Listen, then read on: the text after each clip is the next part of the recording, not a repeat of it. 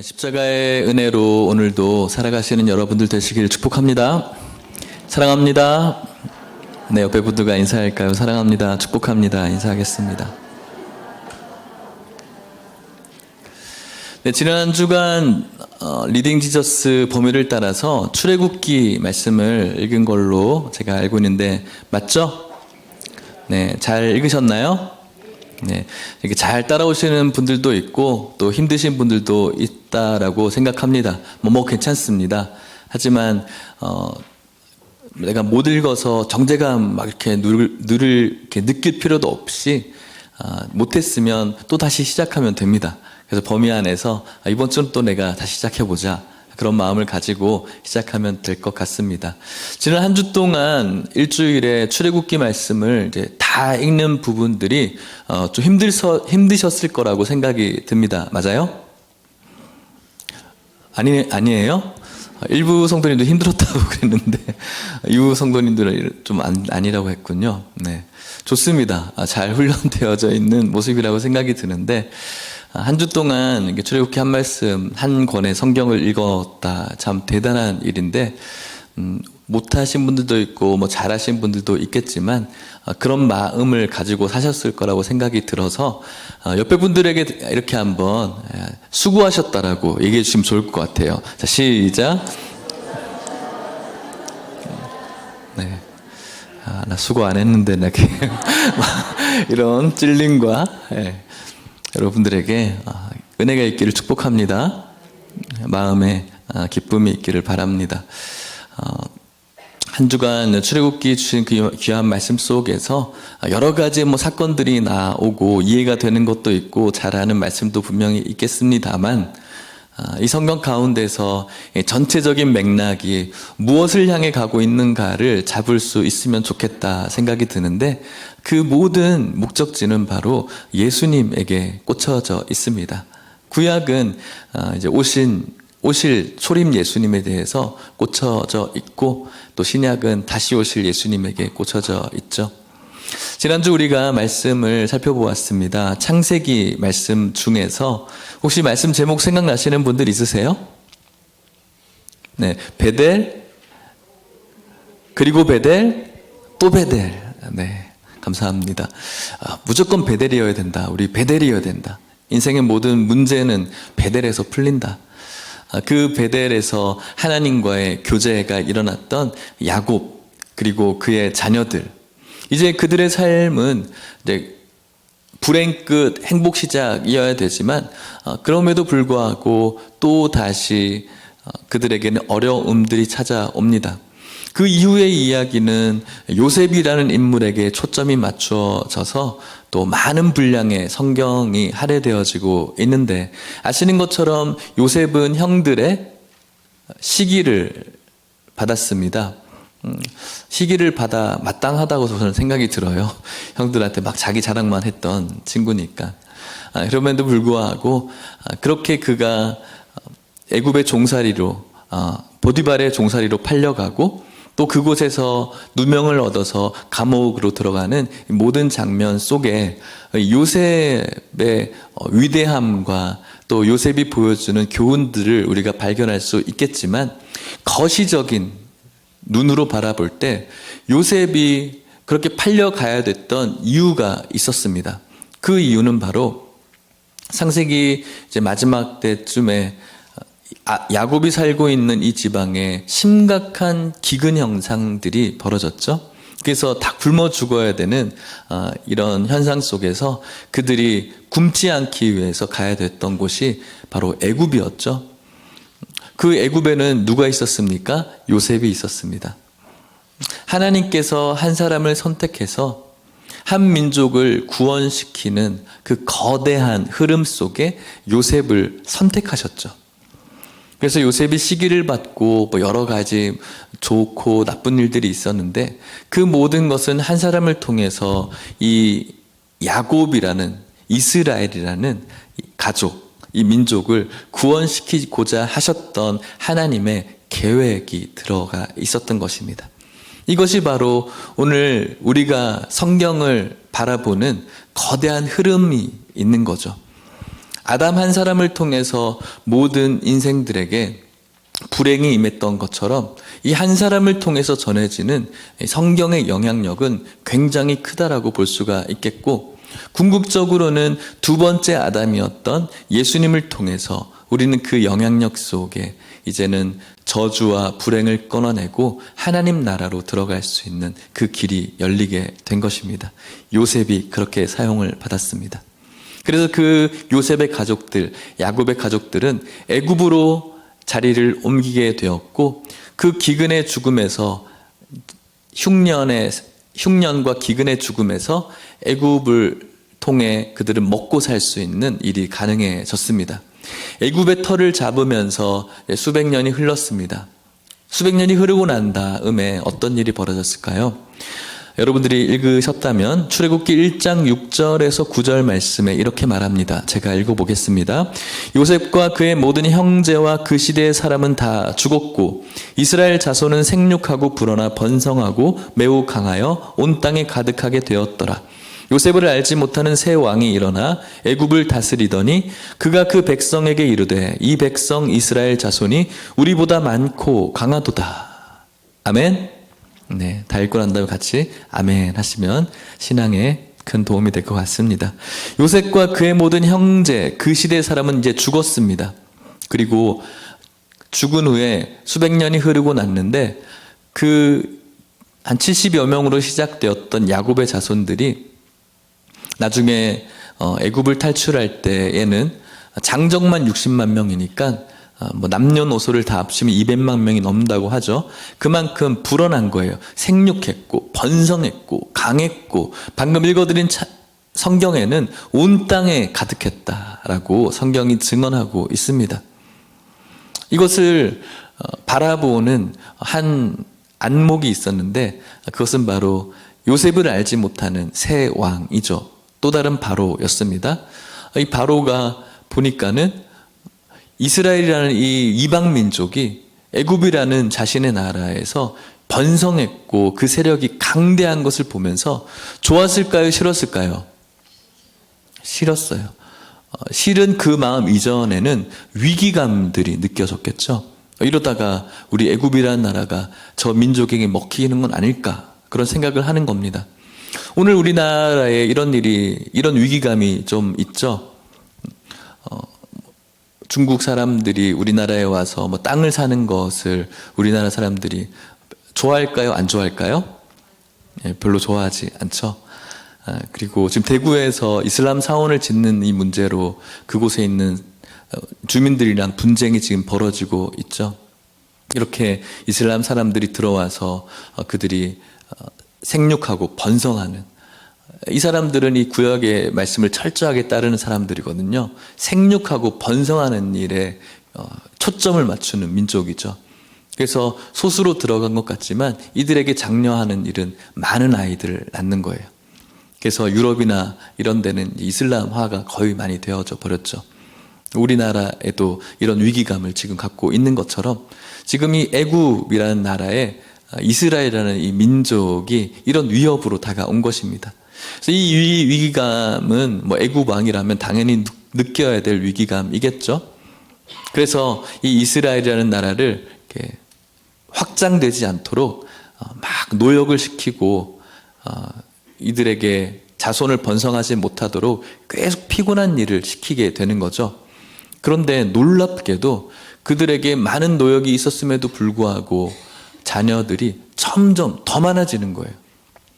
어떻게 이런 일이 가능한지는 참 모르겠어요. 그런데 우리나라 역사를 보면 뭔가 좀 이해를 감이 잡히긴 해요. 왜냐하면은 옛날에 우리 부모님들이 못 살았을 때 가정 막 단 한갑방에서 막 살고 그랬잖아요. 저도 한갑방에서 네 식구가 살았는데 그런 틈 속에서도 자녀들이 많이 이렇게 불어났던 우리의 과거들도 있는 걸 보면서 힘들고 막 어렵다고 해서 자녀들이 못 낳고 이런 문제는 아닌 것 같아요.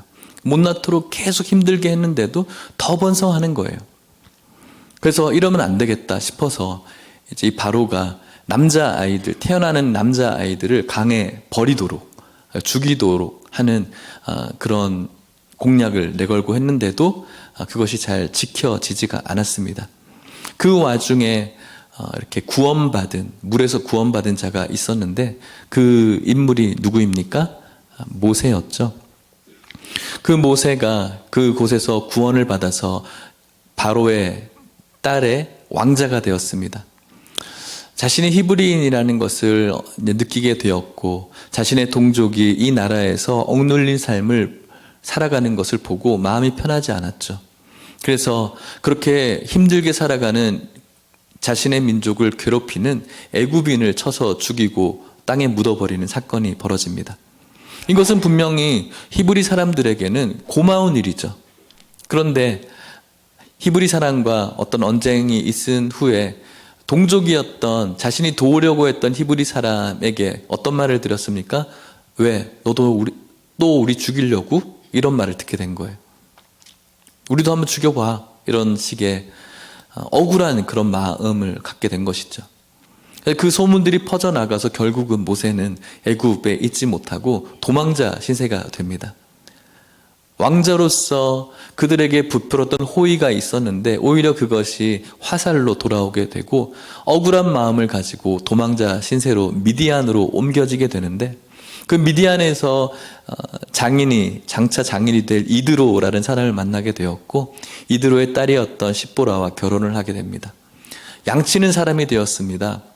왕자의 삶이 이제는 그에게는 잊지 못하고 양치는 삶을 살면서 옛날 생각하고 자신이 가지고 있었던 것들을 다 포기해야 됐던 억울함들, 내가 동족들에게 잘 해보려고 했는데 라는 그런 분노도 있었을지 모르겠습니다. 하지만 그 속에서 그는 철저하게 잊혀진 자여야 됐지만 그는 그 사실이 잊혀졌다라고 생각하겠지만 하나님의 눈에는 그가 잊혀진 자가 아니었어요. 그래서 하나님은 그를 부르시기로 작정하셨죠. 부르심, 콜링이라고 합니다. 하루는 양을 치다가 먼 곳까지 하나님의 인도하신 대로 나갔습니다. 어디까지 나가실까요? 창세기 3장 1절에 이렇게 말합니다. 같이 읽어볼까요? 출애굽기입니다. 출애굽기 3장 1절입니다. 시작. 모세가 그의 장인 미디안 제사장 이드로의 양떼를 치더니 그 떼를 광야 서쪽으로 인도하여 하나님의 산 호렙에 이르매 하나님의 산 호렙까지 하나님의 인도하심을 받았습니다. 그 호렙의 산에 갔는데 떨기나무가 있었어요. 그 떨기나무 가운데 불이 하나 확 피어오르는데 가만히 보니까 나무가 타지 않고 불 모양만 있는 거예요. 너무나 신기한 나머지 그곳으로 가깝게 가려고 하는 그 찰나에 하나님의 음성이 들리죠. 출애굽기 3장 4절 말씀입니다. 같이 읽어볼게요. 시작. 여호와께서 그가 보려고 돌이켜오는 것을 보신지라 하나님이 떨기나무 가운데서 그를 불러 이르시되 모세야 모세야 하시매 그가 이르되 내가 여기 있나이다. 아멘. 잊혀진 이름입니다. 하나님 앞에 잊혀졌을 것 같은 이름입니다. 자신의 이름을 그렇게 불러줄 것을 기대하지 않았던 낙심과 분노의 혹은 포기의 그런 인생이었습니다. 그래서 하나님께서 그를 부르시죠. 그를 부르고 난 다음에 그에게 사명을 주세요. 어떤 사명일까요? 출애굽기 3장 8절 말씀인데요. 제가 읽어볼게요. 내가 내려가서 그들을 애굽인의 손에서 건져내고 그들을 그 땅에서 인도하여 아름답고 광대한 땅, 젖과 꿀이 흐르는 땅, 곧 가나안 족속, 헷 족속, 아모리 족속, 브리스 족속, 히위 족속, 여부스 족속의 지방에 데려가려 하노라. 아멘. 하나님께서 모세를 통해서 이스라엘 백성과 함께 가나안 땅으로 데려가겠다라는 것이 하나님의 꿈이었어요. 계획이었죠. 젖과 꿀이 흐르는 땅, 하나님의 나라, 창세기 때 잃어버렸던 하나님 나라를 회복하고 가나안 땅에서 그분의 백성에게 다시 한번 기회를 주시는 겁니다.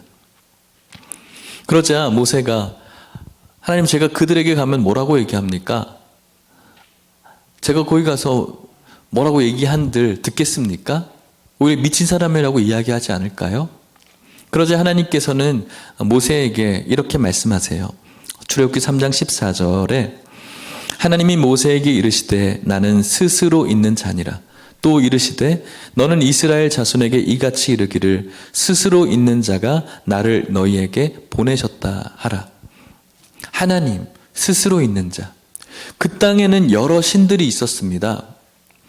애굽만 해도 태양신을 섬겼죠.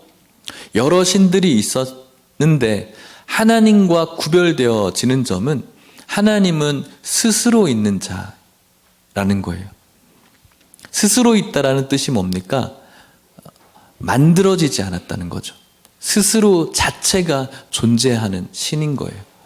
누군가에 의해서 만들어진 신이 아니라, 재료가 있어서 만들어진 신이 아니라 스스로 있는 하나님, 유일하신 하나님이시죠. 이것을 야곱의 자손들, 이스라엘 사람들은 알고 있습니다. 그렇게 말하면서 그 하나님에 대해서 이렇게 또 소개합니다. 출애굽기 3장 15절인데요. 같이 한번 읽어보겠습니다. 시작. 하나님이 또 모세에게 이르시되 너는 이스라엘 자손에게 이같이 이르기를 너희 조상의 하나님 여호와 곧 아브라함의 하나님, 이삭의 하나님, 야곱의 하나님께서 나를 너희에게 보내셨다 하라. 이는 나의 영원한 이름이요 대대로 기억할 나의 칭혼이라. 아멘. 하나님 자신을 소개하기를 아브라함의 하나님, 이삭의 하나님, 야곱의 하나님이라고 말해라.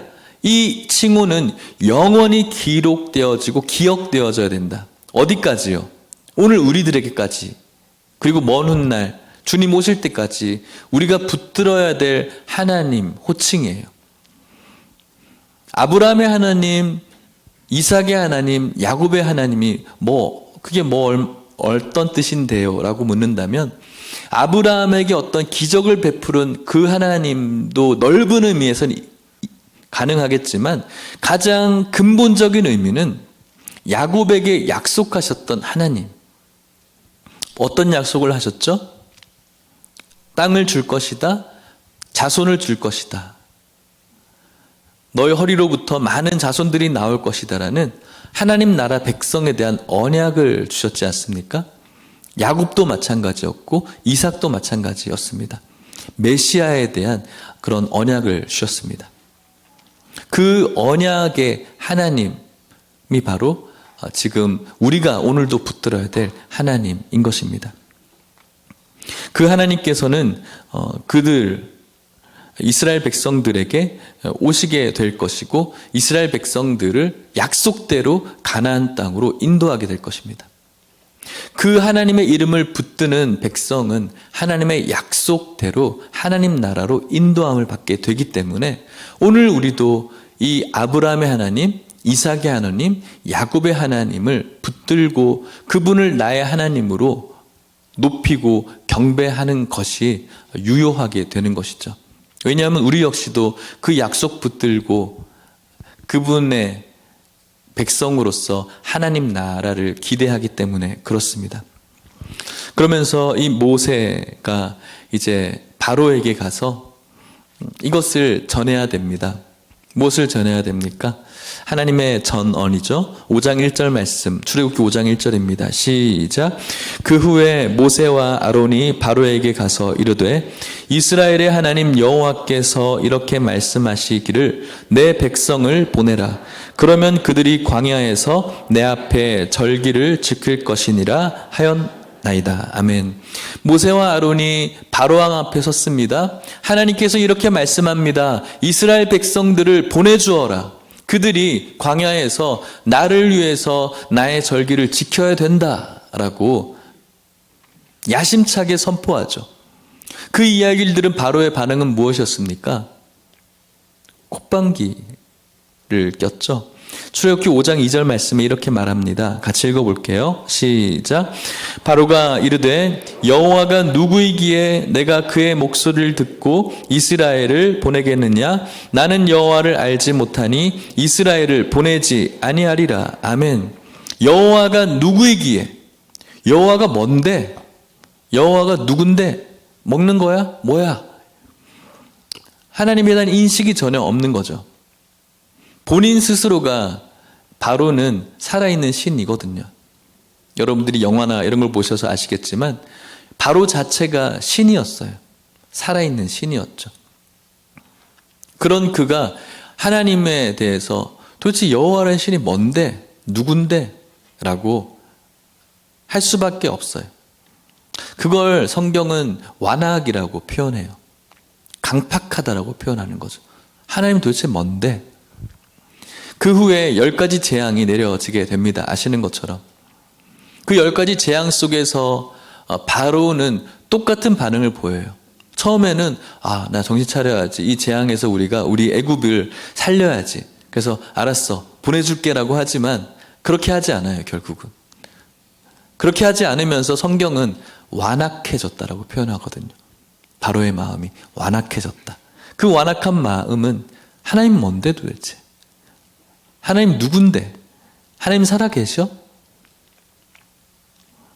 세상 사람들이, 예수님을 믿지 않고 있는 세상 사람들이 가지고 있는 당연한 마음이라고 생각해요.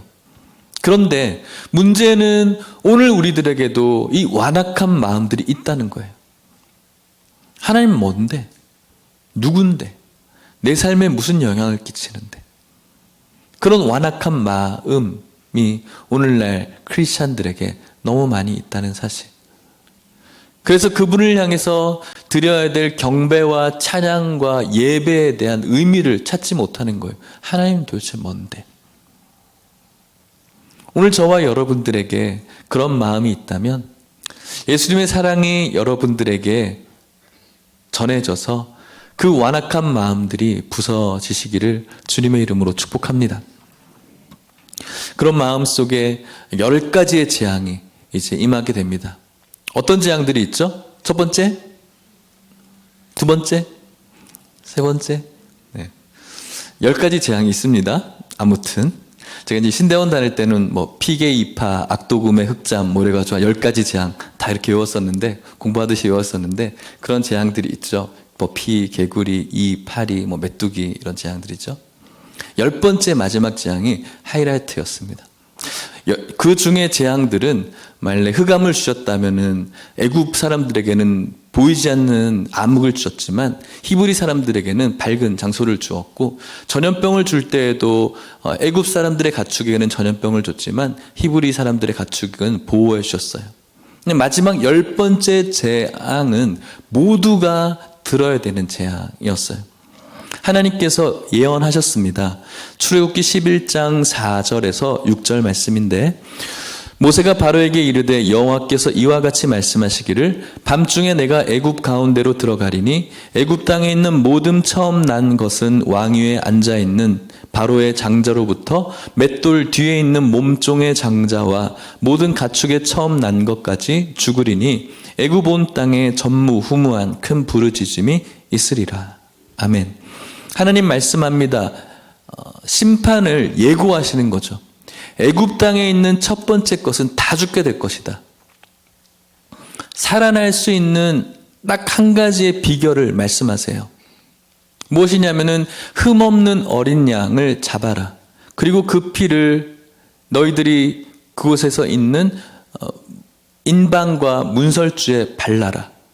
그것을 바르는 곳은 여호와의 그 죽음의 사자가, 하나님이 지나갈 때 그 표적, 사인, 표시를 보고 넘어가겠다, 유월하겠다, 패스오버 하겠다라고 하나님께서 말씀하시죠.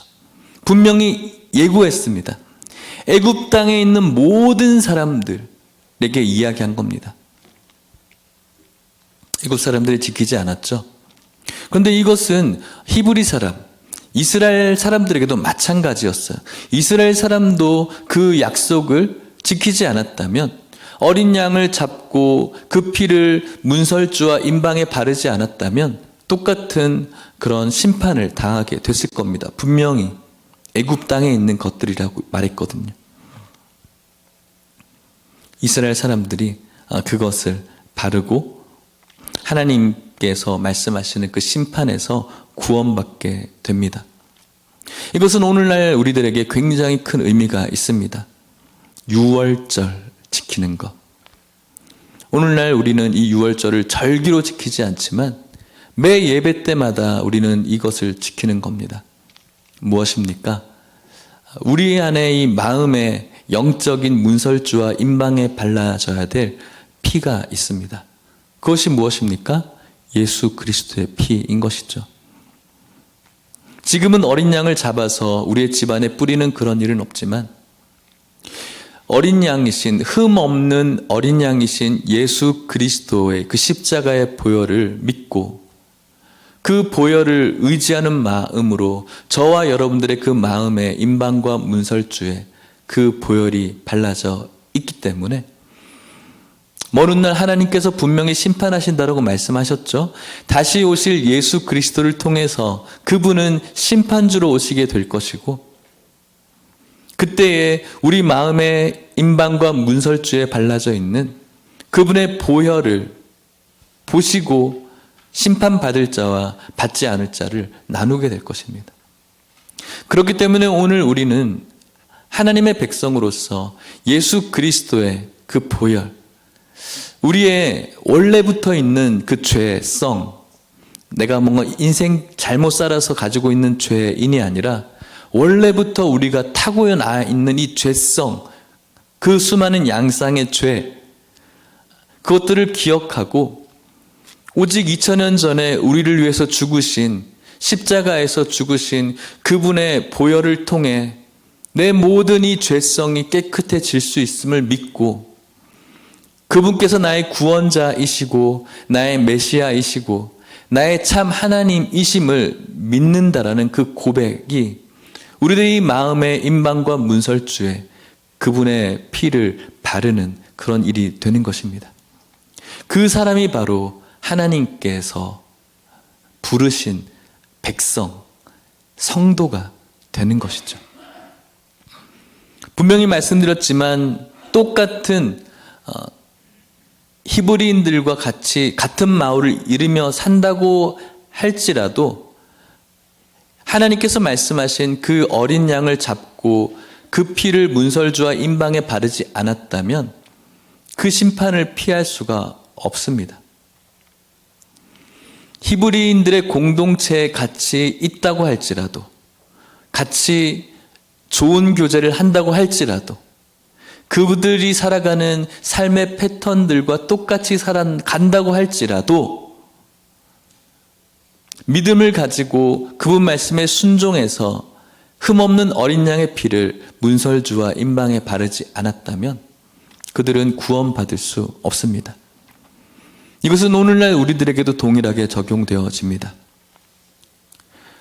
우리가 교회를 같이 다니고 있고 그리스도인이라는 그런 기독교라는 종교를 가지고 있지만 그럼에도 불구하고 내 마음의 임방과 문설주에 2000년 전에 우리를 위해 죽으신 예수 그리스도의 보혈이 우리들의 그 마음에 적셔져 있지 않다면, 뿌려져 있지 않다면 우리가 아무리 교회를 많이 다니고 자주 다니고 열심히 다니고 최선을 다해서 뭔가를 하지만 하나님께서 먼 훗날 심판하시겠다라고 약속하신 그날에 아무리 우리가 이 교회라는 울타리에 있다고 할지라도 여러분들의 속에서의 자기 속에서의 기독교인이라고 적는다고 할지라도 여러분들의 부모님들이 장로님이고 목사님이고 권사님이고 잘 믿는 분이라고 할지라도 여러분들의 남편과 아내가 교회 생활 잘하는 분이라고 할지라도 하나님의 이 심판에서는 벗어날 수가 없다는 사실이죠. 그래서 오늘 여러분들에게 권면하고 도전하고 싶습니다. 교회를 아직 오래 다니지 않아서 혹은 이렇게 열심히 라는 표현보다는 좀 깊이 또 성숙하게 신앙생활을 해보지 못하신 분들이 있을 거라고 생각합니다. 그래서 그냥 주일날 교회 한번 가는 것으로 내가 그냥 교회 생활, 신앙생활 하는 것이다라고 생각하는 분들도 있을 것이라고 생각합니다. 그냥 그렇게 다니셔도 저는 인간적으로는 아무 상관이 없어요. 그래서 제가 목사로서는 상관이 있어요. 가슴이 너무 아픈 거죠. 저에게 주어진 사명이 있기 때문에 그래요. 이곳에 있는 모든 성도님들이 2000년 전에 우리를 위해 죽으신 예수 그리스도의 그 귀하신 보혈이 여러분들과 아무런 의미 없는 피가 아니라 오늘 여러분들의 마음에 발라져야 될 그런 보혈임을 기억하셨으면 좋겠습니다. 2000년 전에 한 존재의 죽음이, 한 죄인의 죽음이 오늘 여러분들을 영원히 살리실 하나님의 죽음으로 인정되어지고 믿어지는 역사가 나타나시기를 축복합니다. 오늘 내가 가지고 있는 이 죄성과 연약함과 그것으로 발생된 크고 작은 수많은 죄의 양상들, 내가 어떻게 할 수 없는 그 죄책감과 자책감 속에서 죽어가는 나의 이 영들이 예수님의 이 십자가의 보혈을 만남으로 인하여서 자유함이 되어지고 기쁨이 되어지는 역사가 오늘 이곳에 있는 모든 성도님들에게 있기를 간절히 축복합니다. 우리가 아까 찬송했지 않습니까? 십자가 십자가 내가 처음 볼 때에 나의 마음의 큰 고통 사라져. 우리의 마음에 큰 고통이 있어요. 이것을 못 느끼는 분들도 있고, 어떤 분들은 내가 가지고 있는 이 완악함들, 이 죄성들 때문에 아파하고 고통하는 분들이 있어요. 그런데 예수님의 이 십자가를 내가 만났을 때 이 고통들이 사라지게 돼요. 저는 이것을 이곳에 있는 성도님들이 다 느끼기를 원하는 것이죠. 이것이 바로 복음이고 이것이 바로 축복인 거예요. 이 세상에서 여러분들 잘 되시고 건강하시고 좋습니다. 그렇게 됐으면 좋겠어요. 하지만 그것은 부차적인 것이고 십자가 내가 처음 볼 때에 나의 모든 마음의 고통들 사라지는 것, 내 마음에 그분의 보혈이 뿌려지는 것, 그리고 먼 훗날 심판하시겠다라고 약속하신 그날에 우리들의 그 십자가의 보혈을 보시고 패스오버 하시는, 유월하시는 하나님의 그 축복을 누리는 것, 이것이 오늘 성도로서 여러분들이 누릴 축복 되시기를 간절히 소망합니다. 이스라엘 백성들은 이 말씀에 순종했죠. 그리고 그들은 이 심판에서 면하게 되었고 애굽 땅에서 나오게 되었습니다. 이제 그들이 가야 될 곳은 가나안 땅이었습니다. 가나안 땅으로 가는 방법은 여러 가지 방법이 있고 여러 가지 수단이 있을 수가 있겠죠. 어떻게 가야 될까요? 어떻게 가는 것이 가장 효과적일까요? 출애굽기 13장 21절 22절입니다. 같이 읽어볼게요. 시작. 여호와께서 그들 앞에서 가시며 낮에는 구름 기둥으로 그들의 길을 인도하시고 밤에는 불 기둥을 그들에게 비추사 낮이나 밤이나 진행하게 하시니 낮에는 구름 기둥 밤에는 불 기둥이 백성 앞에서 떠나지 아니하니라. 아멘. 구름 기둥 낮에는, 불 기둥 밤에는 그들에게 비춰주셨고 낮이나 밤이나 진행하게 하셨다. 걸어가게 하셨다는 거예요. 구름 기둥과 불 기둥이 내비게이션이 되어준 거예요. 여러분들이 어느 장소에 갈 때 내비게이션을 찍고 가십니다. 모르는 곳 당연히 찍고 가지만 아는 곳도 찍고 가시는 분들이 있어요. 그런데 아는 곳을 찍고 갈 때는 어떤 일들이 종종 있냐면 내비게이션이 인도해주는 방향보다 내가 생각해서 조금 이것이 낫겠다라고 생각하는 방향들이 있어요. 있으시죠? 그때 내비게이션 말 듣습니까? 안 듣죠. 이 길이 더 빨라. 내가 원하는 방향으로 갑니다. 그거는 더 효과적인 방법이죠. 효과적이에요. 말씀드린 것처럼 가나안 땅으로 가는 여러 가지의 길이 있고 방법이 있고 수단이 있어요. 그런데 이스라엘 백성들이 가야 될 그런 수단과 방법과 방향성은 구름 기둥과 불 기둥이었어요. 장정만 60만 명, 200만 명이 넘는 사람들, 200만 명의 입이 있어요. 지도자인 모세가 그들을 인도하고 나아가야 됩니다. 그런데 그 기둥 앞 성막과 구름 기둥을 그들은 무시할 수도 있어요. 내가 원했던 방향, 우리가 원하는 수단, 이 길보다는 저 길이 맞는 것 같은데? 라고 생각할 수 있겠죠. 그런데 그들은 오직 구름 기둥과 불 기둥이어야 되는 것이죠. 그리고 그들은 시내산에서 하나님의 말씀을 받습니다. 율법을 받고 그 많은 율법 중에서 성막 짓는 것을 하나님께서 요구하시죠. 하나님의 임재하심이 있는 성막. 그 성막이 이제 다 지어지고 난 다음에 40장에 오늘 우리가 읽은 본문의 말씀을 마지막으로 출애굽기는 마치게 됩니다. 무슨 말씀일까요? 출애굽기 40장 36절 37절인데 또 같이 읽어볼게요. 시작. 구름이 성막 위에서 떠오를 때에는 이스라엘 자손이 그 모든 행진하는 길에 앞으로 나아갔고 구름이 떠오르지 않을 때에는 떠오르는 날까지 나아가지 아니하였으며. 아멘. 구름이 성막 위에 떠올랐습니다. 하나님의 임재가 있는 성막이죠. 교회입니다. 하나님의 임재와 영광이 있습니다. 이스라엘 자손은 그 모든 행진하는 길에 구름을 보았습니다. 그리고 37절 말씀에 구름이 떠오르지 않을 때에는 떠오르는 날까지 어떻게 했습니까? 나아가지 않았다라는 거예요.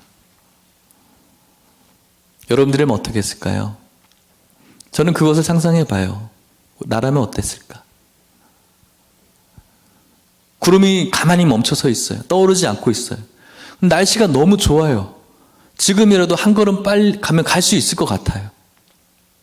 가나안으로 빨리 가서 그 젖과 꿀이 흐르는 땅에 그곳에 있는 음식과 음료와 쉼을 얻고 싶은 마음이 얼마나 많을까요? 모세 지금 뭐 하는 거예요?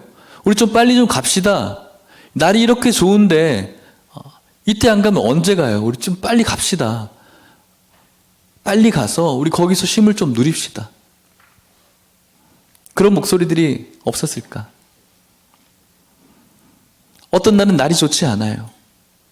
날이 좋지 않은데 구름은 진행하는 거예요. 그렇다면 이스라엘 백성들, 모세는 가야죠. 그런데 이스라엘 백성들은 또 누군가는 얘기할 수 있어요. 미쳤습니까? 지금 이렇게 날씨가 좋지 않은데 우리 다 죽이려고 그래요? 지금은 좀 멈춰 서 있어야 돼요. 저기로 가면은 우리 죽어요. 저기 가면은 이방의 군사들이 지금 진을 치고 있는데 지금 거기로 가면 우리 다 죽어요. 라고 여러 가지 효과적이고 효율적이고 실용적인 방법들이 왜 없었겠어요?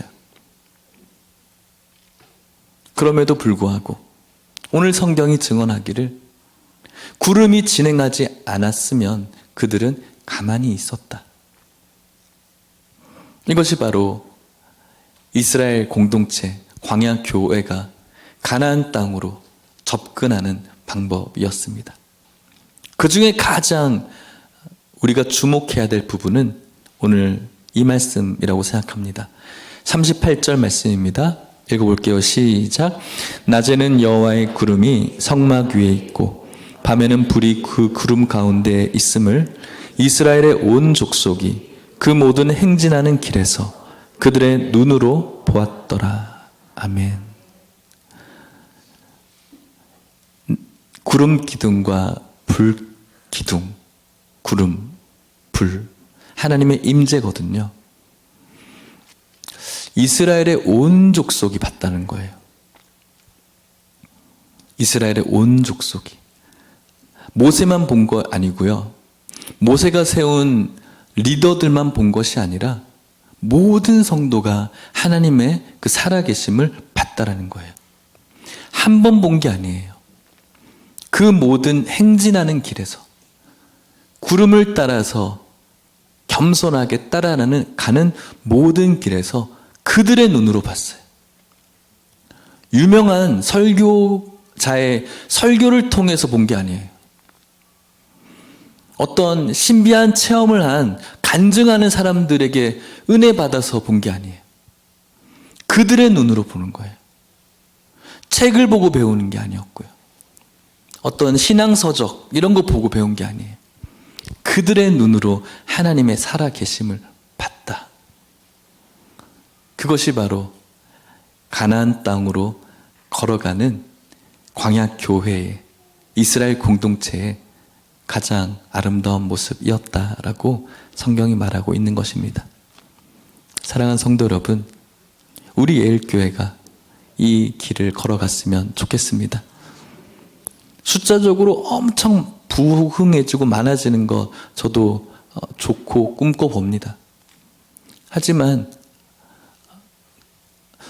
그것보다는 오늘 이곳에 있는 저와 여러분들 모두가 저의 눈으로, 여러분들의 눈으로 하나님의 살아계심과 임재하심을 가나안 땅으로 들어가는 그 날까지 보는 것, 그런 교회 되는 것, 그 교회가 하나님이 기뻐하시는 교회이고 제가 꿈꾸는 교회이고 인간적인 제가 아니라 이 교회를 목회하게 하신 하나님께서 주신 저를 향한 꿈이기도 한 것이죠.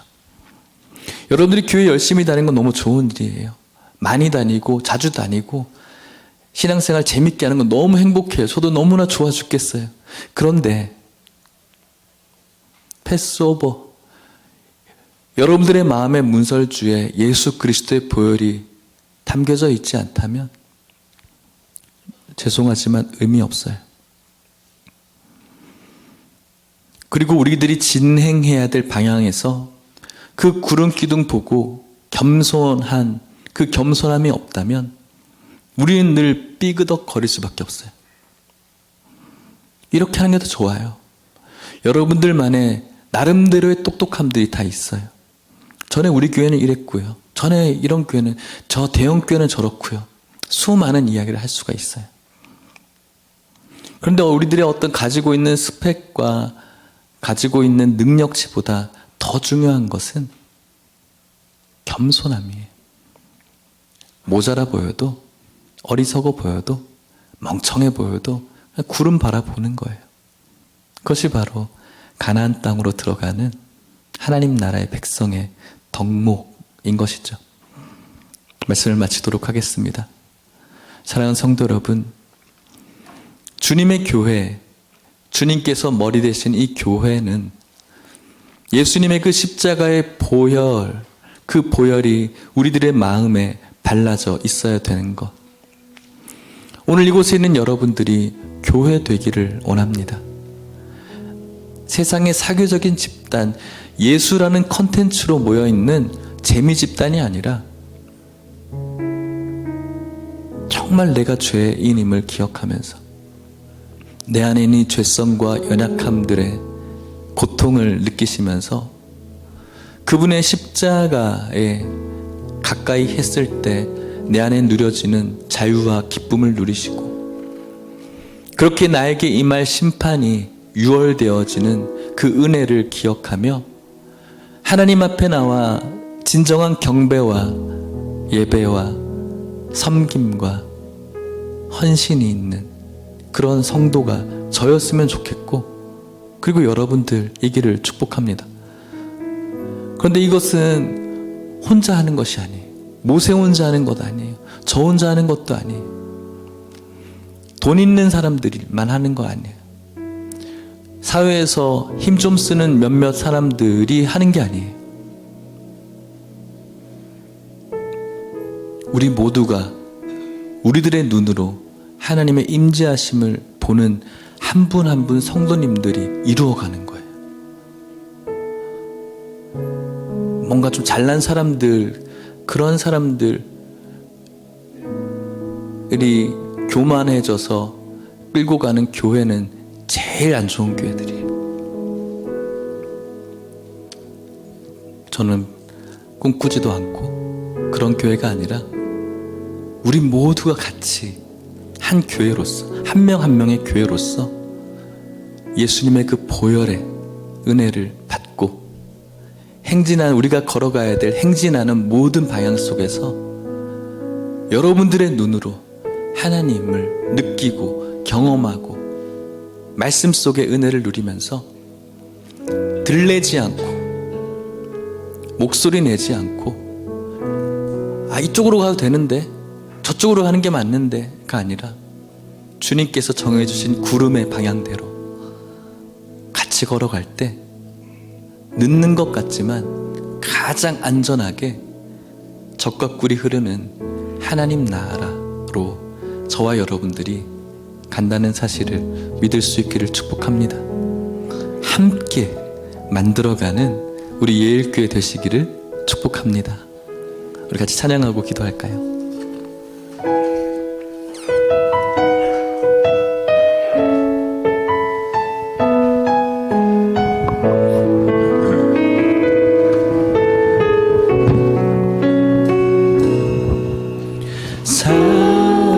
사람이 넘치기보다 사랑이 넘치는 교회 섬김을 원하기보다 섬김의 기쁨 알아가는 교회 내 작은 생각보다도 내 작은 생각보다도 하나 되면 소중함 많은 교회 세상을 알려지기보다 서로가 서로 깊이 아는 교회 세상이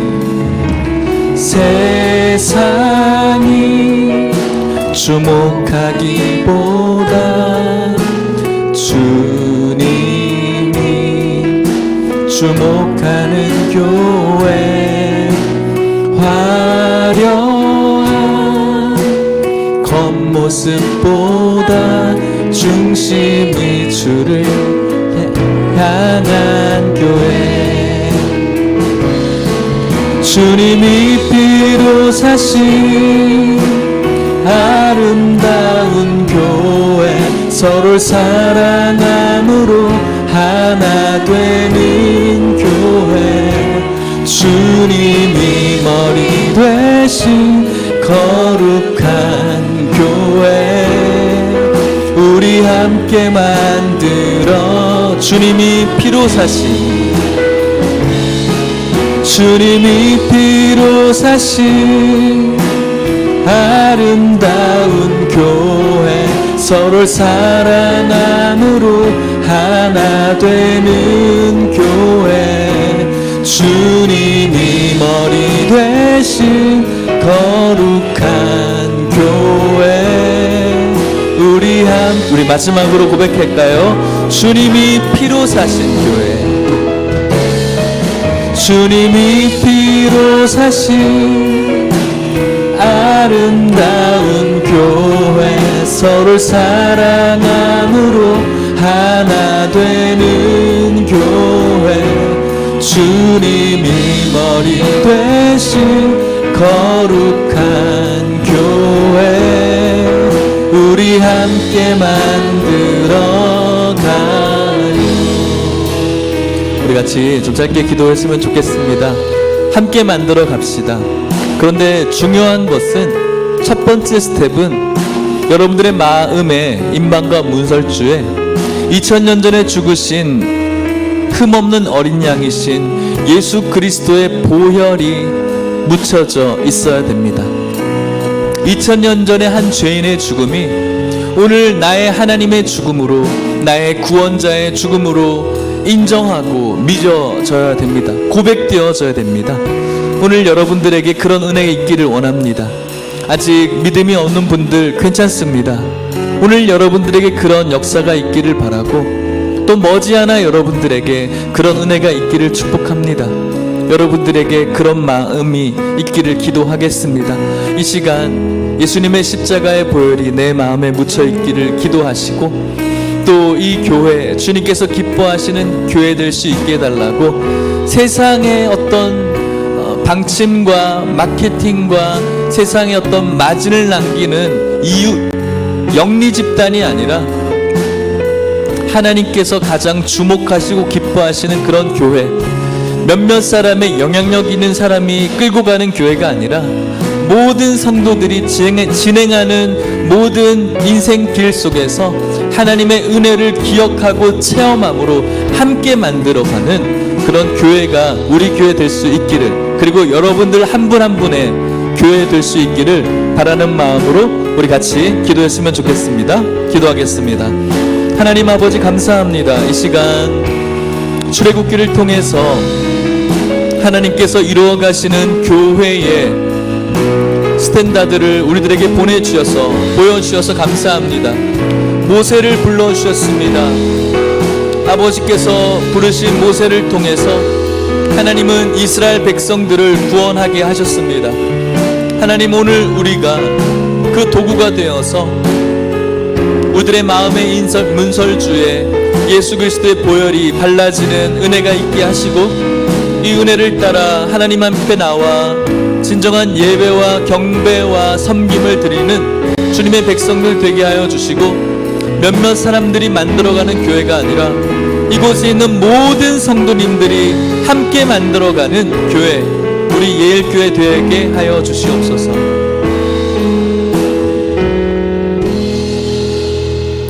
찬양과 경배 받으시기에 합당하신 하나님 아버지, 우리들에게 예수 그리스도를 보내주셔서 우리들이 가지고 있는 치명적인 약점인 이 죄를 그분의 보혈에 우리가 풍덩 빠짐으로 말미암아 우리를 넘어가게 하시는 은혜를 주시니 감사합니다. 오직 구원받는 유일한 길임을 기억하며 오늘 우리들의 마음의 문설주에 그분의 보혈을 바르는 우리 모든 성도님들 되게 하여 주시옵소서. 그런 성도 한 분 한 분이 모여서 이룬 이 귀한 공동체가 우리들이 걸어가는 모든 진행 방향 속에서 우리들의 눈으로 하나님의 이 놀라운 역사를 바라보며 함께 만들어가는 아름다운 예일 공동체 되게 하여 주시옵소서. 지금은 예수 그리스도의 은혜와 하나님의 사랑과 성령의 교통하심이 하나님께서 가장 기뻐하시는 피로 값주고 사신 이 귀한 교회가 몇몇 사람들이 움직이는 교회가 아니라 함께 섬기며 겸손함으로 만들어가는 가장 아름다운 공동체 될 수 있기를 바라는 이곳에는 모든 성도님들과 이들의 가정과 사랑하는 하나님 예일교회와 다음 세대 가운데 이제로부터 영원토록 함께 있을지어다. 아멘.